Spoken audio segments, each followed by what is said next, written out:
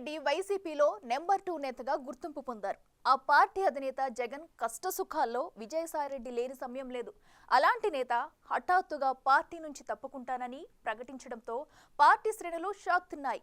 ఉరుములేని పిడుగులా విజయసాయి ఎందుకే నిర్ణయం తీసుకున్నారని చర్చ జరిగింది.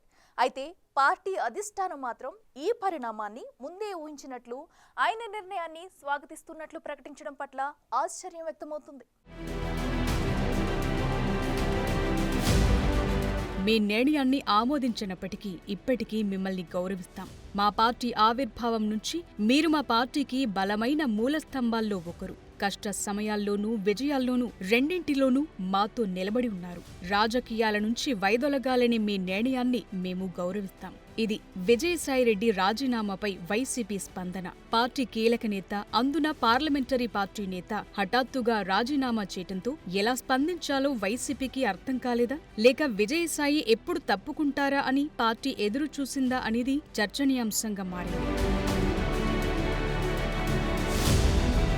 వైసీపీ తన ప్రకటనలో చెప్పినట్లు విజయసాయిరెడ్డి ఆ పార్టీకి ఖచ్చితంగా మూలస్తంభమే. ఏ అంశానికైనా మంచి చెడు అన్నట్లు విజయసాయి వల్ల ఆ పార్టీకి లాభము నష్టము జరిగి ఉండొచ్చు. కానీ అది ఆ పార్టీ అంతర్గత విషయం. పార్టీలో ఓ ఉన్నత స్థాయి నేత అనూహ్యంగా అస్త్ర సన్యాసం చేయటం, దాన్ని పార్టీ నిలువరించే ప్రయత్నం చేయకపోవటం వల్ల కార్యకర్తల మనోధైర్యాన్ని దెబ్బతీస్తుందనే అభిప్రాయమూ వ్యక్తమవుతోంది. పార్టీ కోసం ఎంతో చేసిన విజయసాయిరెడ్డి వంటి వారిని కాపాడుకోలేకపోతే మనకెవరు దిక్కవుతారని దిగువ స్థాయిలో ఆందోళన వ్యక్తమవుతోంది.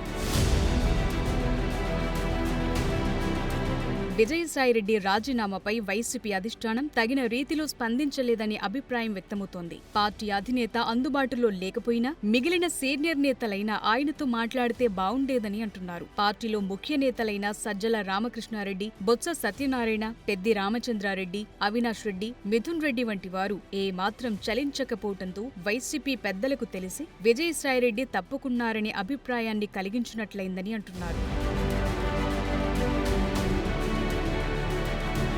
విజయసాయి రాజకీయ సన్యాసానికి ఆయన చెప్తున్న కారణాల్లో ఎంతవరకు వాస్తవముందో కానీ ప్రభుత్వ చర్యలకు భయపడి ఆయన రాజకీయాలకు దూరమయ్యారని అంటున్నారు. కాకినాడ పోర్టు వ్యవహారంతో పాటు మద్యం, మైనింగ్, ఇసుక కుంభకోణాల్లో ఆయనపై కేసులు కత్తిలా వేలాడుతోందని చెప్తున్నారు. కాకినాడ పోర్టు ఇష్యూలో విజయసాయిరెడ్డి వియ్యంకులు కూడా ఇరుక్కోవటం, వారిని కాపాడే ప్రయత్నంలో విజయసాయి విఫలమవటంతోనే ప్రధానంగా ఆయన రాజకీయాల నుంచి వైదొలగాల్సొచ్చిందంటున్నారు. ఈ విషయంపై వైసీపీ అధిష్టానానికి ముందే సమాచారమున్నా తగిన భరోసా ఇవ్వలేకపోయిందా అని అనుమానాలు వ్యక్తమవుతున్నాయి. ఏది ఏవైనా విజయసాయి రాజకీయ సన్యాసం వైసీపీపై తీవ్ర ప్రభావం చూపే అవకాశముందనే అభిప్రాయం వ్యక్తమవుతోంది.